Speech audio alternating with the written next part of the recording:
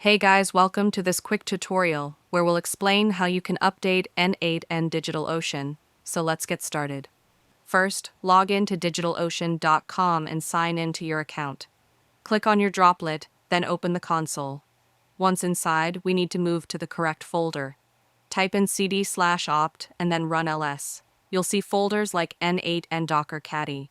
Move into that folder using cd N8n Docker Caddy. Now, if we run ls, we can see the Docker Compose YAML file. This is the file we'll use to pull the latest version. To do that, simply run this command docker compose pull. This command will download the updated image. Once that's done, run docker compose upd. This will stop your current containers and restart them with the updated version. You'll see messages confirming that the containers have been created and started again. Now you can go back to your N8n instance in the browser, refresh the page, and you'll notice it's running on the latest version, no more outdated version notification. If you found this video helpful, consider giving it a like and subscribe.